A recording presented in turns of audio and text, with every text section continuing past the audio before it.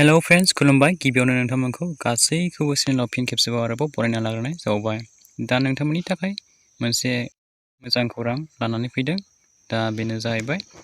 जोंहा मुख्यमंत्री उद्यमित्व अभियान बे जायफोरनाखि महिलाफोरनि राङारि अनसुंथाइ नङा होमबा लोगोफोर जायखौ जों सेल्फ हेल्प ग्रुप होनना मिन्थियो बिथां आइजोफोरनि सेल्फ हेल्प ग्रुपनि रां मोननांगौ 10,000 करिया फैसायाहाय दा मोननो थांगासिनो दङ बिथांमोननि फैसाखौ बिथांसिमाहाय होनो होननानै फोसावखाबाय दा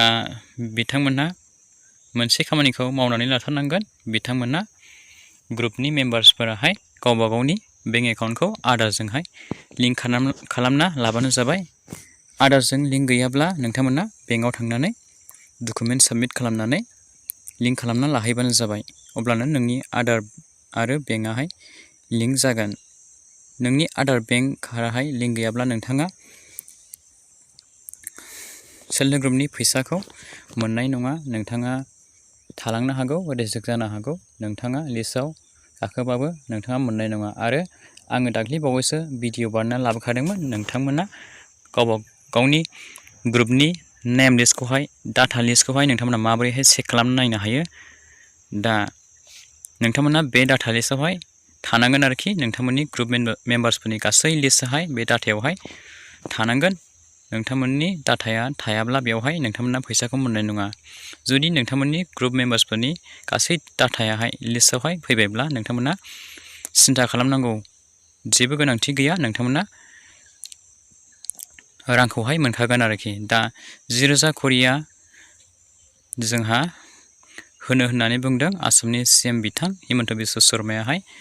दा बेनिनो आं मोनसे आपडेट्स लानानै फैदों दा नोंथांमोना भिडिअखौ स्किप खालामाजासे नायलांबानो जाबाय दा बिथां सीएमआहाय जोंहा मा बुंदों नोंथांमोना बेखौहाय नायनानै लाग्रोदो सिगाङावहाय दा आङो ससे भिडिअखौ बिथाङा निउस मिडियानि गेजेरजों मा बुंदों नोंथांमोना खोनासंनानै लादो आरो बुजिदो आं बेखौहाय नोंथांमोननि गेजेरावहाय दिन्थिना होलांसै ইয়াৰ লগত আমাৰ যিসকল মহিলাই গ্ৰুপে 10,000 টকাৰ কাৰণে আবেদন কৰি থৈছে তেওঁলোককো মই জনাব খুজিছো যে স্কুটিনিৰ কাম শেষ হ'ল বানপানীৰ কাৰণে অলপ সময় লাগিলে ফেব্ৰুৱাৰী মাহত আপোনালোকৰ বেংক একাউণ্টত 10,000 টকাকৈ জমা হৈ যাব এই কথাও মই আজিয়ে আপোনালোকৰ ইয়াত ঘোষণা কৰিলো কিমান মহিলাই 10,000ৰ কাৰণে এপ্লিকেশন কৰিছিল হাত ডাঙক কিমানে কৰিছিলে